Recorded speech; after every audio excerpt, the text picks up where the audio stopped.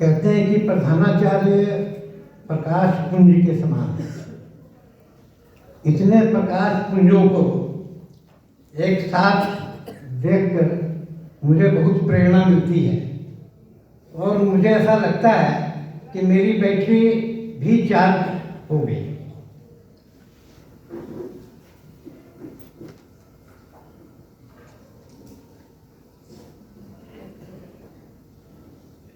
अपनी बात शुरू करने के पहले अभी हमने सरस्वती वंदना तो की है, लेकिन सरस्वती माता से विशेष आशीर्वाद लेते हैं। नव गति नव लय ताल छंद नव नवल कंठ नव जलद मंद्र रव नव नव के नव व्यज वृंद को नव पर नव स्वर दे। हे माता सरस्वती, तुम हम सभी भारतवासियों को नवीन उन्नति, नवीन ताल, नवीन तान और नवीन गीत, नवीन स्वर और मेघ के समान गंभीर स्वरूप प्रदान करो। तुम इस नवीन आसमान में विचरण करने वाले अर्थात उड़ने वाले इन नए नए पक्षियों को नवीन पंख प्रदान कर नवीन कलरव प्रदान करो। सरस्वती माता की जय। हम सभी जानते हैं कि शिक्षा का कार्य ईश्वरीय कार्य है और इस ईश्वरीय कार्य से हम सभी जुड़े हैं। ये हम पर ईश्वर की विशेष कृपा है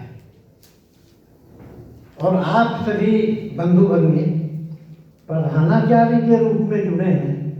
यह निश्चित रूप से ईश्वर की विशेष कृपा का उदाहरण है।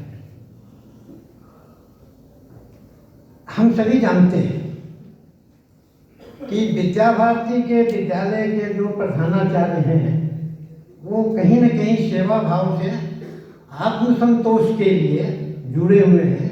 वो केवल मानधन के लिए नहीं जुड़े और इसलिए भी आप सब अभिनंदन के पात्र हैं। कहते हैं कि अनुशासन सफलता की सीढ़ी है। Discipline is the ladder of success. अनुशासन क्या है? अगर हम अनुशासन का सबसे अप्रतिम उदाहरण देखें तो भगवान सूर्य, जो कि प्रकाश के पुंज हैं, संपूर्ण सृष्टि को प्रकाश देते हैं, सभी प्राणियों को विटामिन डी देते हैं, प्रकृति को हरियाली देते हैं, फलों को रस देते हैं, औषधियों को औषधीय गुण देते हैं। इतनी क्षमता होने के बाद भी अनुशासन की अद्भुत मिसाल है। वो समय से उदित होते हैं, 24 गुना 365 दिन चलते रहते हैं और समय से अस्त होते हैं। अगर वो अपने समय का अनुशासन भंग करें तो क्या होगा? ये कोई बोलने की चीज़ नहीं है, हम सब इसको समझ सकते हैं। तो इतनी शक्ति होने के बाद भी वो अनुशासन में है। और सफलता क्या है? आमतौर पर सफलता के बारे में एक मिसकंसेप्शन सोसाइटी में है। हमारे विद्या भारती के विद्यालय में छात्रों की संख्या 100 बढ़ गई या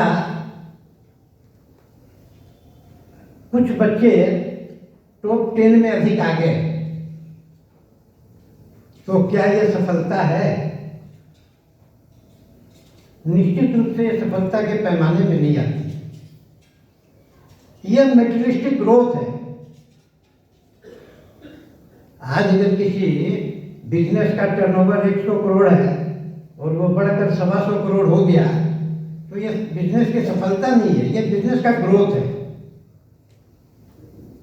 और when the growth is aided by ethics, ethics का मतलब ऑनेस्टी, डिसिप्लिन, तब हम कहते हैं कि यह प्रोग्रेस है। हमारे विद्यालयों में छात्रों का प्रोग्रेस कार्ड हम लोग बनाते हैं, हम लोग सक्सेस कार्ड नहीं बनाते।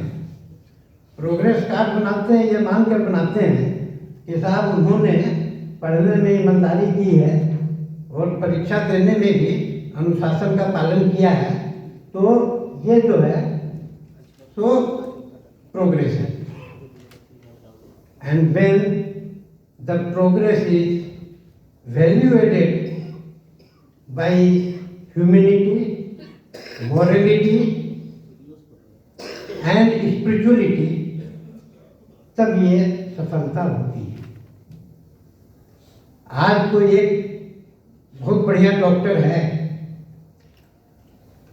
लेकिन उसमें अगर मानवता नहीं है, दया नहीं है, करुणा नहीं है, तो वो डॉक्टर तो अच्छा हो सकता है लेकिन अच्छा इंसान नहीं हो सकता है। तो हमारे विद्या भारती का जो लक्ष्य है वो आप सबको मालूम है, और उस लक्ष्य के अनुरूप सफलता का मापदंड आपको तय करना है। तो क्योंकि आप विद्यालय के केंद्र बिंदु हैं, जैसा कि अभी प्रदीप जी ने भी कहा और माननीय इंदु जी ने भी कहा, तो आपका दायित्व जो है सभी क्षेत्रों में बढ़ जाता है। निश्चित रूप से आप इसका निर्वहन कर रहे हैं, लेकिन सुधार की संभावना हमेशा बनी रहती है। अभी कुछ दिन पहले गणित पर एक शोध हुआ, ये नेचर पत्रिका में छपा था। शोध का जो बिंदु था वो ये था कि साहब हम बाजार जाते हैं कोई सामान खरीदने के लिए, और वहाँ पर कोई एक बालक दुकानदारी कर रहा है, हम उससे जब सामान खरीदते हैं तो वो उस सामान का मूल्य इतनी जल्दी से निकाल कर इतने सही तरीके से हमको बता देता है कि ये अचंभित करने वाला होता है। लेकिन जब वही बालक विद्यालय में जाता है तो वो वहाँ पर चीज़ों को अच्छी तरह से नहीं समझ पाता है, नहीं कर पाता है। और इसके विपरीत जो हमारे विद्यालय के जो छात्र हैं, जो कि एल्गोरिथम को अच्छी तरह से समझते हैं, जोड़ घटाव गुणा भाग अच्छी तरह से कर लेते हैं, लेकिन जब वो बाजार में सामान खरीदने के लिए जाते हैं और वो जो सामान खरीदते हैं तो उसका मूल्य कितना हुआ वो निकालने में वो कौशल नहीं दिखा पाते हैं जो कि वो कक्षा में दिखाते हैं। तो इस शोध का विषय ये था कि साहब ये जो औपचारिक गणित और अनौपचारिक गणित का ये जो अंतर है, इस अंतर को हम कैसे दूर कर सकते हैं। जब हम कौशल विकास की बात करते हैं तो ये भी एक कौशल विकास का पहलू है। इसको विषय को थोड़ा और आगे बढ़ाना है तो पंडित दीनदयाल उपाध्याय जब वो सनातन महाविद्यालय में पढ़ते थे तो उन्होंने एक प्रयोग किया। जो बच्चे गणित में कमजोर होते थे उन बच्चों का उन्होंने एक क्लब बनाया और उन्होंने ये प्रयास किया कि उन बच्चों को इस योग्य बनाया जाए कि गणित में उनको 100 में 100 मार्क्स आवे, और यह सफल प्रयोग उन्होंने किया। तो क्या हम सभी, आप सभी प्रधानाचार्य यहाँ बैठे हैं, तो हम अपने अपने विद्यालयों में यह लक्ष्य निर्धारित कर सकते हैं क्या कि भाई हमारे विद्यालय के सभी छात्रों का गणित में 100 में 100 मार्क्स आएगा। अगर हम ये लक्ष्य निर्धारित करके संकल्प के साथ इस कार्य को प्रारंभ करेंगे तो निश्चित रूप से हमको इसका लाभ मिलेगा।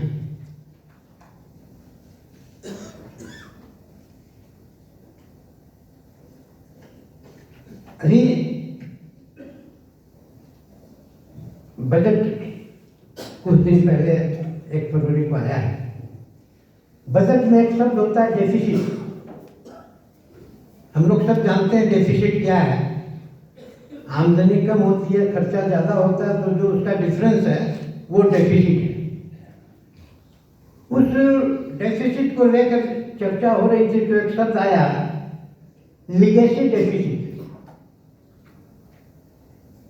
वित्त मंत्री ने कहा कि साहब ये जो डेफिसिट है ये लीगेसी के रूप में चली आ रही है, और क्योंकि हर साल लीगेसी माने विरासत, वसीयत में जो मिलता है, तो ये डेफिसिट भी उसी का परिणाम है। और इस तरह से ये डेफिसिट बजट का एक शब्द अभी चर्चा में आया। तो ये जो डेफिसिट बजट है, इस डेफिसिट बजट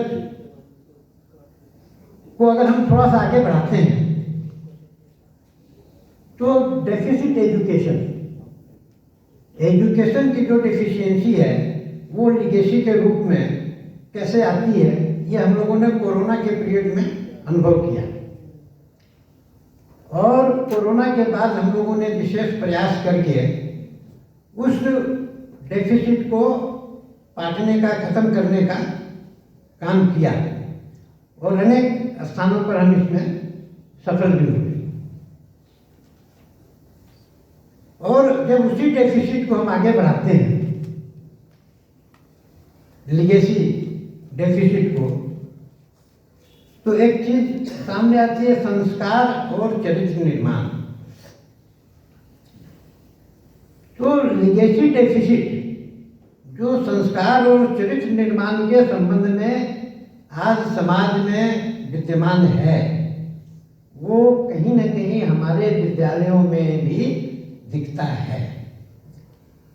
इस डेफिसिट को हम कैसे खत्म कर सकते हैं?